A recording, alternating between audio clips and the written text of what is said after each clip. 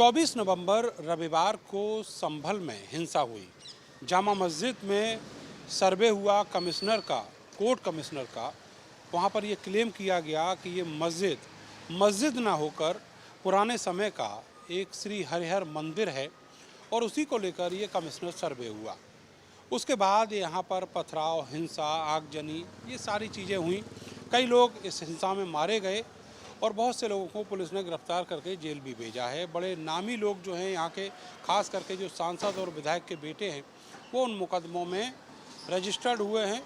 आपको बताएं कि ये सारी जो चीज़ें यहाँ पर चल रही हैं, उससे यहाँ का जो आम जनजीवन है बहुत बुरी तरह प्रभावित है। खास करके बाज़ार किसी भी ज़िले, किसी भी शहर के लिए एक रीढ़ की तरह काम करता है। और सरकार ने ये कहा, पुलिस ने ये कहा कि बाज़ार खुल गए हैं। हाँ, बाज़ार खुले हैं, लेकिन इन बाज़ारों से जो कस्टमर है, जो ग्राहक है, वो नदारद है। मैं आपको एक तस्वीर संभल की दिखाता हूँ। 10 बजे का वक्त है। आप देखिएगा कि यहाँ पर जो मोस्टली दुकानें हैं वो बंद है। उसकी वजह यह है कि कल कुछ दुकानें खुली तो यहाँ पर जो ग्राहक थे वो नदारद थे, ग्राहक नहीं आए। जहाँ की सेल 50-50 हज़ार रुपये की है, वहाँ पर 500 रुपये की सेल हो रही है। लोगों के पास जो सेल्समैन हैं, जो पियोन हैं, जो उनके कर्मचारी हैं, उनका पैसा तक नहीं निकल पा रहा है। तो ऐसी स्थिति में आज सरगम टेंसेस ने संभल को लाकर खड़ा कर दिया है। तो सवाल ये है कि यहाँ पर जो आर्थिक व्यापार है, ये पूरी तरीके से जो चौपट होने की स्थिति है, इसके लिए जिम्मेदार कौन है और ख़ास करके जो लोग हैं उनको कितना बड़ा नुकसान इसको लेकर हुआ है। मेरे साथ व्यापार मंडल के नेता भी हैं, यहाँ के वरिष्ठ पत्रकार भी हैं, इसके अलावा जो व्यापारी हैं वो भी हैं। आप ज्वेलरी व्यापारी हैं। साहब, क्या नाम है आपका? बहुत महेश कुमार। ये बताइएगा कि पिछले 2-3 दिनों में बाज़ार बंद रहा, कहा जा रहा है कि बाज़ार खोलिए, लेकिन कस्टमर नहीं है। कितना बड़ा नुकसान आप मान रहे हैं? कस्टमर नहीं है कोई भी। 40-50 लाख रुपए का नुकसान है रोज का? हाँ, बिल्कुल साहब। मतलब एक दुकानदार का 40-50 लाख का रोज का? पूरे बाजार का। पूरे बाजार जी, 40-50 लाख रुपए का नुकसान है। सराफा बाजार? सराफा बाजार का। इतनी दुकानदारी रोज हो जाती है अमूमन। हाँ, बहुत नुकसान है। अब खोलेंगे तो अच्छी बात है। ग्राहक नहीं आ रही है। ग्राहक नहीं नहीं आ रही है, ग्राहक बिल्कुल नहीं आ रही है। आपकी तो उम्र भी है, आप ये बताइए कि ऐसा माहौल संभल में, बड़ा खूबसूरत सा एक छोटा सा शहर है, जी, कभी देखा है? कभी देखा, 76 में देखा, 1976 में देखा था। बहुत बड़ा माहौल हो गया। 1 महीना कर्फ्यू लगा था यहाँ। उस समय क्या वजह थी?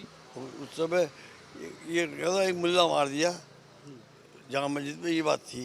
इसमें से ये सबूत था, तो इसलिए बाजार बंद हो गया, भग्गी पड़ गई और काम निपट गया। 1 महीने कर्फ्यू लग गया। अब ये मंदिर और मस्जिद शुरू हो गया आपके शहर में।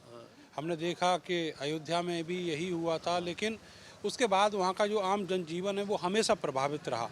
तो ये आप कितना बड़ा आप खतरा मान रहे हैं शहर के? बहुत बड़ा खतरा मानने से ये तो बहुत चलता रहेगा ये काम। ये लग गया हिंदू मुस्लिम चलती रहेगी, अब तो रुकने वाली नहीं है।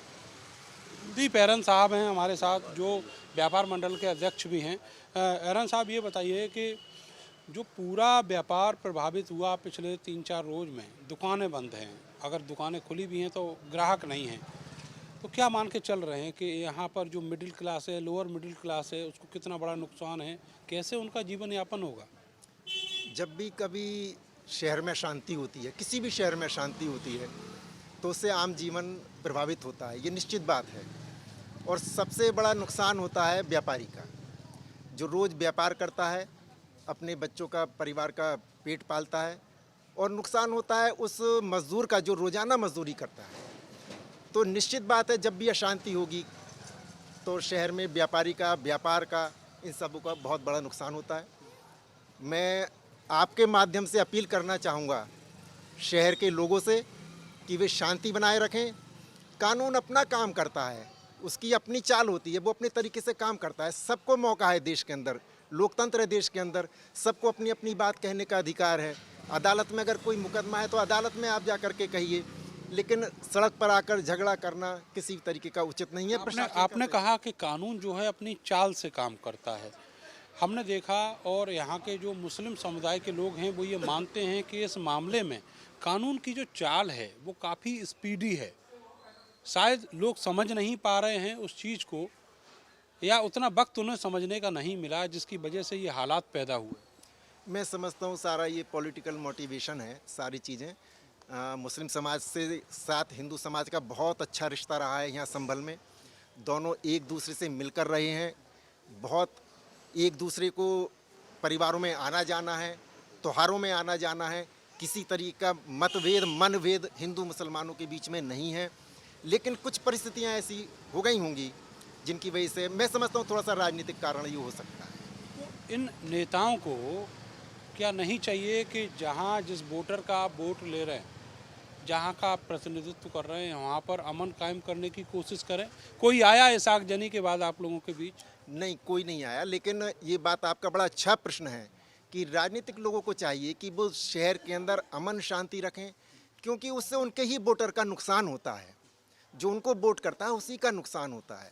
और शहर के अंदर अमन रहेगी, शांति रहेगी, चैन रहेगा तो व्यापार भी बढ़ेगा।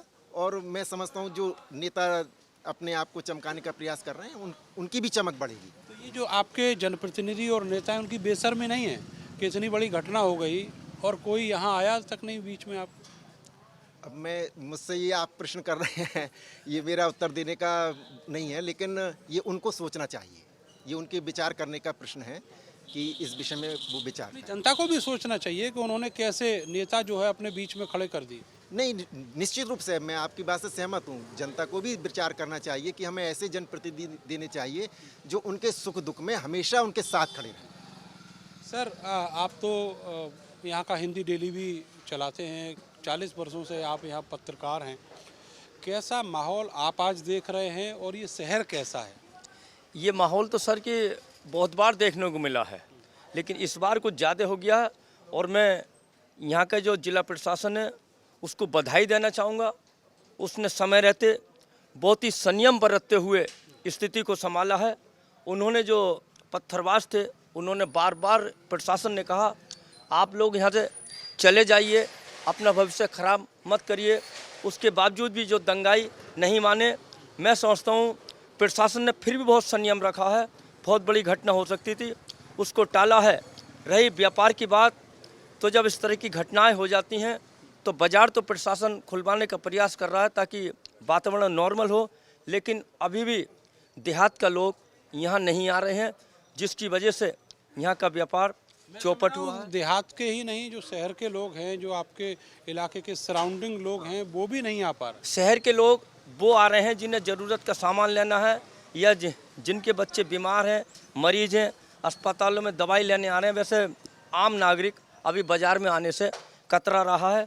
फिर भी प्रशासन बार बार अपील कर रहा है आप लोग बाज़ार खोलें, स्थिति को नॉर्मल बनाएं, सब ठीक ठाक हो जाएगा। अब आगे देखना है कि व्यापार कैसे चलता है, कैसे लोग आएंगे। यहाँ के नेताओं को भी इस पर ध्यान देना चाहिए। चाहे किसी भी पार्टी का नेता हो, वो एकजुट होकर के मार्केट में आएँ और सबसे अपील करें अब शांति है और बाज़ार खोलें और व्यापार चलाएं, अपने बच्चों का पालन करने की स्थिति में आएँ। ये एक सवाल आपसे है कि ये सब कुछ जो यहाँ पर हुआ, उस हिंसा में 5 लोग मारे गए।